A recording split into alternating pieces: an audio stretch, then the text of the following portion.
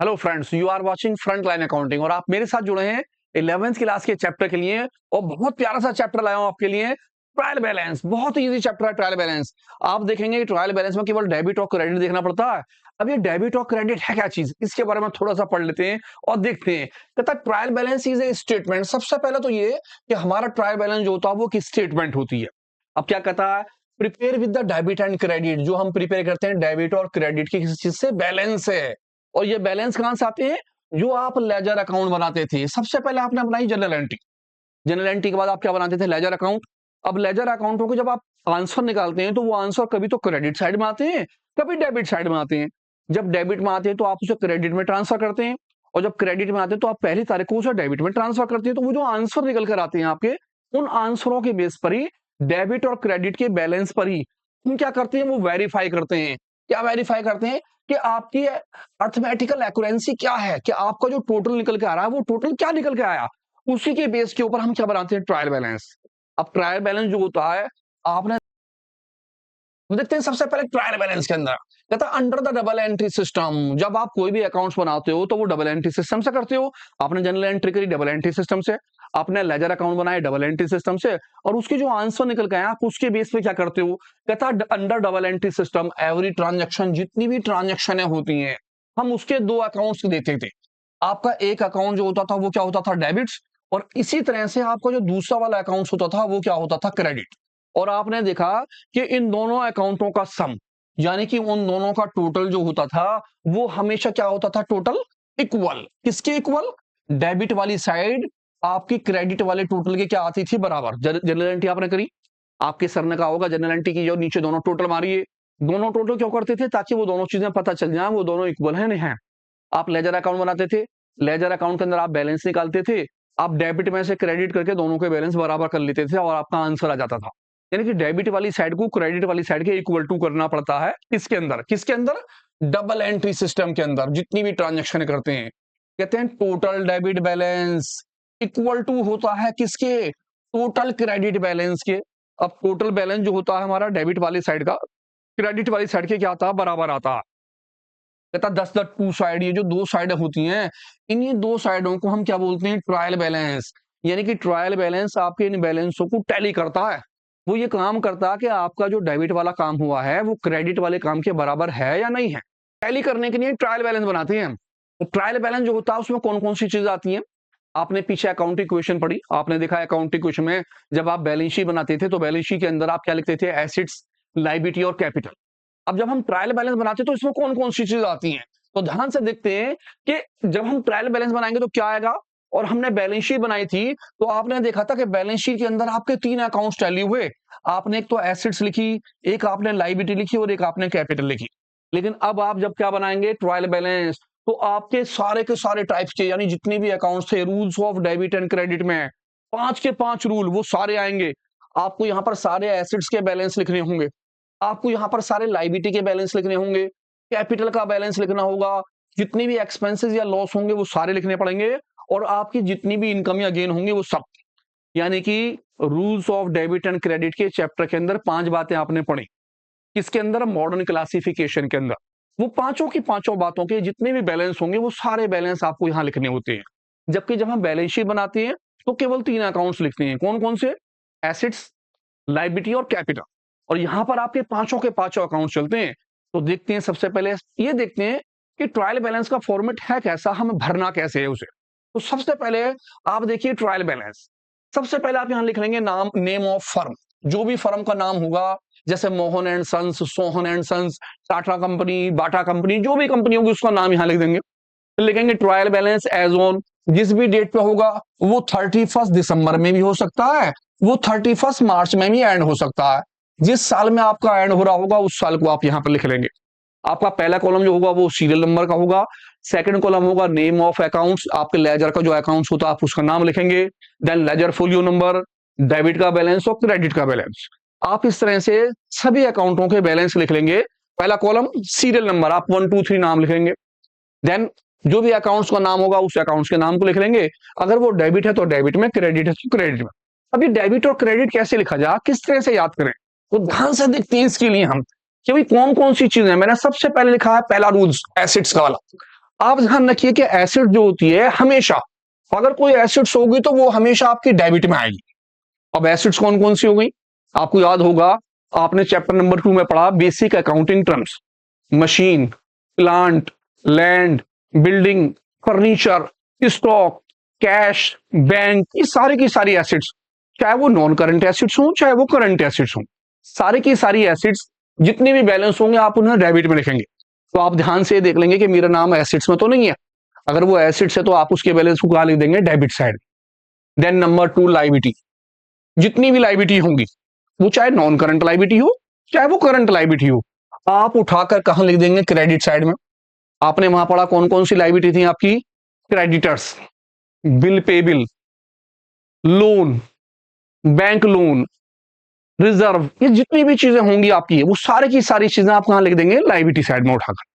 Then आ जाते हैं number 3 पर कैपिटल, जो प्रोपराइटर की कैपिटल होगी वो हमेशा क्रेडिट में लिखी जाएगी, क्योंकि हमारी कैपिटल जो होती है वो क्रेडिट होती है और लाइबिलिटी के साथ चलती है। नंबर 4 इनकम, अब ये इनकम क्या हो गया, जिस भी नाम के आगे रिसीव लिखा होगा या फिर लिखा होगा सीआर, रिसीव का मतलब है वो पैसे आपके पास आ रहे हैं, फॉर एग्जाम्पल इंटरेस्ट रिसीव, आप फौरन उठाएंगे और क्रेडिट साइड में उसे लिख देंगे, क्योंकि जितनी भी इनकम होंगी सारी क्रेडिट होंगी। Rent receive, salary receive, interest receive, discount receive, interest on investment, आपने इंटरेस्ट लिया इन्वेस्टमेंट के ऊपर आपके पास आया, ये सारी की सारी इनकम है आप क्रेडिट साइड में लिख देंगे। देन आ जाते हैं इसके बाद नंबर 5 पर एक्सपेंसेस, एक्सपेंसेस कौन से हो गए, वो सारे खर्चे जो आपके पास से पे करे जाते हैं, जैसे कि आपने रेंट दिया, आपने सैलरी पेड करी, आपने डिस्काउंट दिया, discount allow, advertisement expenses, travelling expenses, postage, Telegram, बहुत सारी चीजें, जितने भी खर्चे होंगे वो सारे के सारे एक्सपेंसेस किस में आएंगे, डेबिट में। परचेज, परचेज भी एक्सपेंसेस में आती है, आपने पढ़ा था rules of debit and credit में। सेल आपकी इनकम में आती है, क्योंकि सेल से पैसे आते हैं, आपकी इनकम हो गई। परचेज में आप पैसा खर्च करते हैं, आपका एक्सपेंसेस है, तो सेल्स क्रेडिट और परचेज डेबिट, रिटर्न जस्ट उल्टी। आ जाते हैं आगे नंबर 5 इनपुट, जीएसटी। अब क्वेश्चन में अगर जीएसटी आ जाए, नंबर 6 पर जीएसटी, अगर जीएसटी हो इनपुट तो इन माने आना, यानी आप उसे लिखेंगे डेबिट में, और सपोज कीजिए है क्या चीज वो, आउटपुट, तो आप उसे लिखेंगे क्रेडिट साइड में, इनपुट वाले डेबिट में और आउटपुट वाले क्रेडिट में, इन माने आना, आउट माने जाना, आ रहा है तो डेबिट, जा रहा है तो क्रेडिट। ये 7 नंबर हो गया। 8 नंबर सेल, आपकी सेल इनकम होती है, क्योंकि इनकम क्रेडिट है तो सेल भी कहां जाएगी, क्रेडिट में। लेकिन अगर हम देखेंगे सेल्स रिटर्न, तो सेल्स रिटर्न उल्टी हो जाएगी, इसे हम बोलते हैं रिटर्न इनवर्ड, पैसा आपके पास आ रहा है, माल आपके पास आ रहा है इनवर्ड, तो वो किस में आएगा, डेबिट में। परचेज, परचेज जो होती है हमारी एक्सपेंसेस होती है, हमारे पास से पैसे खर्च होते हैं, हमेशा डेबिट में आनी है। लेकिन सपोज कीजिए आपको उसने दे दिया परचेज रिटर्न, यानी कि रिटर्न आउटवर्ड, आउट माने जाना, वो आपकी क्रेडिट साइड में आएगी। तो ध्यान रहे, sale credit, sales return debit, purchase debit, purchase return हमेशा क्रेडिट। और सबसे लास्ट में नंबर 12 ड्राइंग, ड्राइंग का मतलब हो गया प्रोपराइटर अपने पर्सनल यूज के लिए ले रहा है पैसे, ये कंपनी का खर्चा है, एक्सपेंसेस, कंपनी में से पैसे जा रहे हैं, तो ध्यान रखेंगे वो किस में आएगा, डेबिट के अंदर। बस ये छोटे से आपको 12 पॉइंट ध्यान रखने, और मैं वादा कर रहा हूं आपसे कोई भी क्वेश्चन ऐसा नहीं होगा जो आपसे ना निकले। 12 के 12 पॉइंट, बस 12 पॉइंट, फिर ये ध्यान से देख लीजिए किस किस कॉलम में जा रहे हैं, और सबसे पहले आराम से इन चीजों को देखिए, टिक लगा लीजिए कौन कौन सी चीज डेबिट की, कौन कौन सी क्रेडिट की। तो लेते हैं इसके लिए छोटा सा क्वेश्चन, उम्मीद करता हूं आपकी समझ में आएगा। सबसे पहला मेरा क्वेश्चन है, कहता प्रिपेयर कीजिए लॉजिक ट्रायल बैलेंस। अब ये लॉजिक क्या हो गया, ज्यादातर टीचर क्या करते हैं हमारे टेस्टों में या पेपरों में लॉजिक ट्रायल बैलेंस का क्वेश्चन रख देते हैं। लॉजिक ट्रायल बैलेंस के अंदर अमाउंट नहीं होती, जब आपको नाम दे देता है लेकिन नामों के साथ कोई अमाउंट नहीं देता, जैसे कि परचेज कोई अमाउंट नहीं है, plant, interest receive, capital, sales. लेकिन आप देखोगे बाकी के जितने भी ट्रायल बैलेंस के आप क्वेश्चन करोगे उन सभी क्वेश्चनों में आपको अमाउंट मिलेगी। सेल्स है तो उसकी अमाउंट होगी, परचेज है तो उसकी अमाउंट होगी, अमाउंट को अमाउंट के कॉलम में लिख देंगे। लेकिन जब आपको अमाउंट ना दे रखी हो तो आपको ट्रायल बैलेंस कैसे बनाना है, इसे हम कहते हैं लॉजिक ट्रायल बैलेंस। तो ध्यान से देखते हैं लॉजिक ट्रायल बैलेंस के लिए कैसे बनाएंगे। आते हैं लॉजिक ट्रायल बैलेंस का फॉर्मेट। सबसे पहले मेथड्स, आप यहां फर्म का नाम लिख लेंगे। ट्रायल बैलेंस जो भी आपकी डेट दी होगी, 31 दिसंबर हो या फिर 31 मार्च, जो आपके क्वेश्चन में अवेलेबल हो, आप उसे लिख देंगे। Serial number, name of ledger, आपके जो जो नाम थे वो सारे नाम आप उतार लेंगे। जैसे मैंने पीछे देखा, मेरे पीछे क्वेश्चन में नाम थे purchase, plant, return, interest receive, capitals, furniture, sale, loan from bank, salary. मैंने सारे के सारे नाम सीरियल वाइज यहां उतार लिए, सीरियल से सबके नंबर लिखे, सबके नाम लिख लिए। मेरा पहला कॉलम जो होगा वो होगा लॉजिक का। अब ये लॉजिक क्या है? लॉजिक से मतलब होता है कि आपको ये बताना है कि आपके 5 रूल थे। एक रूल क्या था? सबसे पहला वाला रूल जो था आपका वो था एसेट्स का। देन उसके बाद लायबिलिटी, कैपिटल, इनकम और एक्सपेंसेस। इन पांचों के पांचों रूलों में से ये आपका किस कैटेगरी में आएगा, हम उसे लॉजिक बोलते हैं। दूसरी चीज, इसका आंसर डेबिट में लिखा जाएगा या क्रेडिट में लिखा जाएगा। अगर डेबिट में है तो हम डेबिट में टिक लगा देंगे, अगर क्रेडिट में है तो हम क्रेडिट साइड में क्या लगा देंगे? टिक। राइट लगाना आपको खाली। तो सबसे पहले परचेज। अभी आपने देखा परचेज, परचेज आपका क्या होता है? एक्सपेंसिस। मैंने यहां लिखा एक्सपेंसिस, परचेज को एक्सपेंसिस, ये आपके एक्सपेंसिस में आता है। और हमेशा क्या होते हैं एक्सपेंसिस? डेबिट। तो आपने डेबिट में निशान लगाना है, खत्म काम। इंटरेस्ट रिसीव, जब आप रिसीव करोगे कोई चीज तो वो आपकी क्या होगी? इनकम। ये आता है इनकम के अंदर, आपको यहां नाम लिखना है इनकम। और इनकम जो होती है वो हमेशा क्या होती है? क्रेडिट। उसका आंसर क्रेडिट साइड में लिखा जाता है। फर्नीचर, फर्नीचर हमारे एसेट्स होते हैं। जब एसेट्स होते हैं तो मेरा नाम यहां आ गया एसेट्स का, मैं एसेट्स का नाम लिखूंगा। और जितने भी एसेट्स होते हैं वो हमेशा क्या होते हैं? डेबिट। मैं डेबिट में टिक लगा दूंगा। लोन फ्रॉम बैंक, आपने बैंक से लोन लिया, जब आपने लोन लिया तो आपके ऊपर लायबिलिटी हो गई, इसका मतलब है ये जाएगा लायबिलिटी के अंदर। आपने नाम लिखा लायबिलिटी। और लायबिलिटी क्या होती है? क्रेडिट। आपने क्रेडिट में टिक लगा दिया। प्लांट, प्लांट क्या होते हैं? जी एसिड्स ही होते हैं प्लांट भी, मैंने यहां नाम लिखा है एसिड्स का। अब क्योंकि एसिड्स है तो एसिड्स मेरा किस में है? डेबिट में, मैंने डेबिट में टिक लगाया। सेल, आपकी सेल क्या होती है? पैसे आपके पास आते हैं, आपकी इनकम होती है, आपने सेल में नाम, उस सेल से पहले हमारा नाम हो गया कैपिटल। कैपिटल, आपका नाम क्या है? कैपिटल। कैपिटल आपकी कैपिटल के हेड के अंदर ही आती है, आपने कैपिटल लिखा। और कैपिटल के पैसे आपके किस में आते हैं? लायबिलिटी में। देन नेक्स्ट नाम हमारे पास जो है वो क्या है? सेल। सेल इनकम होती है, हमारे पास माल बेचने पर पैसे आते हैं तो हम इसे इनकम में लेते हैं, लिखा मैंने इनकम। और आप जानते हैं इनकम जो होती है वो क्या होती है? क्रेडिट। और लास्ट में नाम आ गया सैलरी। सैलरी हम अपने वर्कर्स को देते हैं, हमारे यहाँ अकाउंटेंट जो है उनको देते हैं, जितने भी काम हमारे यहाँ कर रहे होते हैं उन्हें हम पैसा पे करते हैं। पे करने का मतलब है ये कंपनी का एक्सपेंसेस होता है। और आप जानते हैं जितने भी एक्सपेंसेस होते हैं वो क्या होते हैं? डेबिट। बस ये करना है। लॉजिक ट्रायल बैलेंस कहते हैं। लॉजिक में आपको इन सबके अकाउंट्स लिखने पड़ते हैं कि इन पांचों कैटेगरी में कौन कौन से अकाउंट्स आपके आ रहे हैं।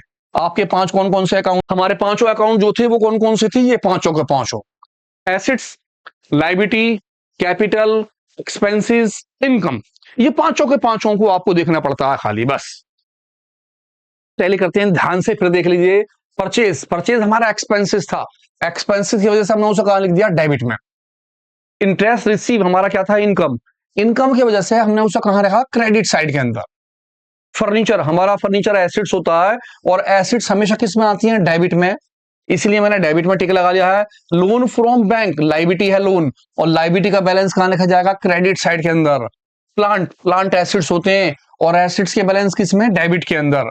कैपिटल, कैपिटल ही रहती है और कैपिटल हमेशा क्या होती है? क्रेडिट, तो आप क्रेडिट में बैलेंस लिखेंगे। सेल, सेल से पैसे आते हैं, आपकी इनकम होती है, इनकम की वजह से उसका बैलेंस भी क्रेडिट में आएगा। और सबसे लास्ट में आ गया सैलरी। सैलरी हमारे एक्सपेंसेस है और ऑल एक्सपेंसेस होते हैं डेबिट, आप उसे डेबिट में लिख देंगे। तो ध्यान से इसे देखिए।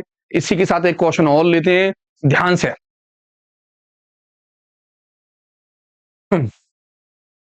हमारा सेकंड क्वेश्चन क्या कहता है? प्रिपेयर कीजिए ट्रायल बैलेंस ऑन 31 मार्च, 31 मार्च के अंदर। और बैलेंस है किसके? टाटा लिमिटेड की। आपकी फर्म का नाम है टाटा लिमिटेड और 31 मार्च में बैलेंस दे रखे हैं। यानी जब आप फॉर्मेट बनाएंगे तो सबसे पहले 31 मार्च लिख लेंगे और ऊपर टाटा लिमिटेड का नाम लिख लेंगे। अब कौन कौन सी इन्होंने बातें दी है? कैश, आपको ध्यान से देखना कि कैश आपका इन पांचों कैटेगरी में किस में आएगा? एसिड्स के अंदर आएगा या फिर लायबिलिटी के अंदर आएगा या फिर किसके अंदर आएगा, आपका एक्सपेंसेस के अंदर आएगा, इनकम के अंदर आएगा, या सबसे लास्ट क्या होगा आपका कैपिटल। इनमें से पांचों में से किस कैटेगरी में आ रहा है? Creditors, sales, capital. यहां पर इस बार आपको अमाउंट दे रखी है, जो पीछे वाला बैलेंस था उसके अंदर अमाउंट नहीं थी। जब अमाउंट ना हो तो आप लॉजिक वाले तरीके से करेंगे, ऊपर लिखा हो तब भी, ना लिखा हो तब भी। लेकिन सपोज कीजिए अगर उसने आपको अमाउंट लिख के दे दी, ऐसी बहुत सारी और चीजें दी और सबकी अमाउंट दे दी, तो आप सबसे पहले क्या बना लेंगे? फॉर्मेट। अपना फॉर्मेट बनाएंगे और फॉर्मेट में सभी के नाम लिख लेंगे। आपने पहले सबसे पहले लिखा ट्रायल बैलेंस, और आप यहां पर ऊपर लिख देंगे टाटा लिमिटेड का नाम। 31 मार्च जो भी ईयर था वो ईयर आ गया। सीरियल नंबर में सारे सीरियल नंबर लिख दिए, और नेम ऑफ लेजर के अंदर जो जो नाम थे, cash, creditors, sale, capital, stock, debtors, bank, loan, purchase, इन सभी के नाम लिख लेंगे। अब आपको ये देखना कि ये वाली चीजें मेरी डेबिट वाले में लिखी जाएंगी या किसके अंदर लिखी जाएंगी? क्रेडिट में। तो आपको अपनी अमाउंटों को उठाना है। जैसे सबसे पहले मेरा कैश है, अब कैश का पैसा 1,80,000 है, तो मैं 1,80,000 को किस में लिखूं? डेबिट में लिखूं या क्रेडिट में? तो इससे पहले अमाउंट लिखने से पहले मैं टिक लगा रहा हूं। जहां हम टिक लगाएंगे उसकी जगह मैं अमाउंट लिख दूंगा बाद में। तो ध्यान से पहले मैं देखता हूं वो बैलेंस किस साइड जाएंगे, डेबिट में या क्रेडिट में। ध्यान से आप भी देखिए, सबसे पहले नाम है मेरा कैश। मैं आपको याद दिला दूं, मेरा कैश जो है एसेट्स होता है। अब आप याद कीजिए, एसेट्स होने पर मेरा बैलेंस किस में आता है? वो डेबिट में। ठीक है, तो मुझे यहाँ राइट की जगह पर क्या लिखना है? इसकी अमाउंट। कितनी कैश की अमाउंट? 1,80,000 रुपए। मैं यहां पर 1,80,000 लिख दूंगा। अभी मैं पहले टिक लगा रहा हूं खाली। Second number creditors. क्रेडिटर्स मेरे क्या होते हैं? लाइबिलिटी। लाइबिलिटी होने की वजह से मेरा इसका अमाउंट कहां लिखा जाएगा? क्रेडिट साइड में। सेल, अभी आपने पीछे देखा, आपकी सेल जो होती है वो क्या होती है? इनकम। इनकम होने की वजह से इसका अमाउंट कहां लिखूंगा मैं? क्रेडिट साइड के अंदर। कैपिटल, कैपिटल हमारी कैपिटल होती है, और आप जानते हैं कैपिटल हमेशा क्या होती है? क्रेडिट। तो आप उसका आंसर क्रेडिट में लिख देंगे। स्टॉक, स्टॉक आपके एसेट्स होते हैं, और एसेट्स के पैसे को आप किस में दिखाते हैं? डेबिट वाली साइड के अंदर। डेप्टर्स, डेप्टर्स वो आदमी होते हैं जिन्हें हम माल उधार बेचते हैं, उनसे पैसे हमारे पास आने होते हैं, हमारी एसेट्स होते हैं डेप्टर्स हमेशा। डेप्टर्स क्या होते हैं? एसेट्स। एसेट्स की वजह से इनके बैलेंस डेबिट में आ जाएंगे। बैंक लोन, आपने बैंक से लोन लिया है, आपके ऊपर ये क्या हो जाती है? लाइबिलिटी। और आप जानते हैं लाइबिलिटी का बैलेंस आप हमेशा किस में दिखाएंगे? क्रेडिट वाली साइड में। लास्ट में हो गया परचेज। आपने पैसा खर्च करा, कंपनी का एक्सपेंसेस हुआ, हम इसे एक्सपेंसेस की कैटेगरी में डालते हैं, और जितने भी एक्सपेंसेस है क्या होते हैं? डेबिट। जब आप राइट की जगह पर सबकी अमाउंट लिख देंगे तो आपका क्वेश्चन कंप्लीट। तो सबसे पहले आपको बनाना सीरियल नंबर का कॉलम, इसके बाद सबके नाम लिखने हैं। नाम लिखने के बाद आपको ये केवल सोचना है कि अगर वो एसेट्स है तो मैं कहां लिखूं, और लाइबिलिटी है तो कहां लिखूं। और जहां जहां मैंने लाइट लगाए उसकी जगह आपको लिख देंगे अमाउंट। मैं अमाउंट लिख देता हूं, आप ध्यान से देखिए, मैंने लिख दिया अमाउंट, सबके नाम लिख लिए, और राइट की जगह पर मैंने सबों की अमाउंट लिख दी। कैश की अमाउंट डेबिट में आ गई, क्रेडिटर्स की अमाउंट लाइबिलिटी में आ गई, सेल की अमाउंट क्रेडिट में आ गई, capital credit, stock debit, debtors debit, loan credit, और परचेज डेबिट। जब आप इन सभी की अमाउंटों को लिख देंगे तो इन दोनों का टोटल कर देंगे। क्या कर देंगे आप यहां पर? इनका टोटल। और आपका ये दोनों टोटल क्या आने चाहिए? बराबर। इन साइड का टोटल नीचे, क्रेडिट वाली साइड का टोटल नीचे, और ये दोनों टोटल क्या आने चाहिए? इक्वल। अगर आपके दोनों टोटल बराबर आए तो आपका क्वेश्चन ठीक है, नहीं आए तो देखिए आपकी कहीं ना कहीं कोई गलती रह गई है, आपने किसी बैलेंस को गलत साइड में रख दिया है। इतना आसान क्वेश्चन। ध्यान से एक क्वेश्चन फिर देखिए, देखते हैं नेक्स्ट क्वेश्चन क्या कहता है। From the following trial balance किस में प्रिपेयर कीजिए आप इनकम्प्लीट पर्सन का। किसी आदमी ने ट्रायल बैलेंस बनाना है, आपको उसे सही करना, करेक्ट। सबसे पहले कैपिटल है, फर्नीचर है, सेल्स। अब आप ध्यान से देखते रहिए, कैपिटल कहां जाएगा? Furniture, sale, debtors, interest receive, loan, purchase, machine, bad debt, building, return outward, discount receive, cash, bank overdraft, creditors. ये सारी की सारी बातें कहां, ये सारी की सारी बातें कहां जाएंगी? वो इन सबको करने के लिए हमने केवल वही फॉर्मेट बनाना है पहले की तरह, जैसे हमने पहला फॉर्मेट बनाया था। तो लौट के आ जाते हैं फॉर्मेट पर। मैंने सबसे पहले लिखा नेम ऑफ द फर्म, आप कंपनी का नाम ऊपर लिख देंगे। दिया है तो बहुत अच्छी बात, ना दिया हो तो एक्स, वाई और जेड। अगर आपको ट्रायल बैलेंस का डेट दे रखा है, आप यहां चेक कीजिए ट्रायल बैलेंस का डेट है, नहीं है, अगर नहीं है तो आप अपने पास से 31 दिसंबर लिख सकते हैं। आप चाहे तो 31 मार्च भी डाल सकते हैं, लेकिन मोस्टली सोल प्रोपराइटर के काम 31 दिसंबर में खत्म होते हैं, हम उसे कैलेंडर ईयर मान के चलते हैं। दोनों में से आप कुछ भी डाल सकते हैं। वैसे सीरियल नंबर आपने सबके नंबर लिखे, नेम ऑफ लेजर आपने सभी लेजरों के बैलेंस लिख दिए। अब आपको ये टैली करना है कि यार मेरे बैलेंस डेबिट में लिखने या क्रेडिट में। जहां हम डेबिट में लिखेंगे तो अमाउंट डेबिट साइड, अगर वो बैलेंस क्रेडिट है तो अमाउंट क्रेडिट साइड। दोबारा से एक बार देखते हैं, देखिए कैपिटल, कैपिटल आपकी कैपिटल होती है और आप जानते हैं कैपिटल का पैसा हमेशा किस में आता है? क्रेडिट साइड में। फर्नीचर क्या होते हैं? आपके एसिड्स। और बताइए एसिड्स का बैलेंस, जी हाँ, डेबिट वाली साइड में। सेल, सेल आपकी होती है इनकम। अब इनकम है तो उसका पैसा क्रेडिट साइड के अंदर, आपके पास पैसे आए। डेप्टर्स, डेप्टर्स आपके होते हैं एसिड्स, और एसिड्स हमेशा कहां आती हैं? डेबिट के अंदर। इंटरेस्ट रिसीव, कभी भी कोई भी चीज रिसीव की होगी वो हमेशा इनकम होगी, और जितनी भी इनकम होती है वो किस में आती है? क्रेडिट वाली साइड में। लोन, लोन का मतलब है आपने लोन लिया है तो लोन आपके लिए क्या हो जाता है? लायबिलिटी। लायबिलिटी होने पे इसका बैलेंस किस में आ गया? क्रेडिट साइड के अंदर। मशीन, मशीन एसिड्स होती हैं। क्या होती है? Machine acids. एसिड्स की वजह से बैलेंस आ गया डेबिट साइड में। बैड डेप्ट, बैड डेप्ट बुरे आदमी है, आपका पैसा मर गया, बैड डेप्ट आपके लिए हो गया एक्सपेंसेस, खर्चा। और एक्सपेंसेस आपके क्या होते हैं? डेबिट। बिल्डिंग, बिल्डिंग आपकी क्या होती है? एसिड्स। जब बिल्डिंग एसिड्स है तो एसिड्स के पैसे किस में आ गए? मेरे डेबिट वाली साइड में। रिटर्न आउटवर्ड, आउटवर्ड, आउट का मतलब बाहर गया, आपने माल बाहर भेजा तो बाहर भेजा, तो मेरे ये हो गया क्या चीज?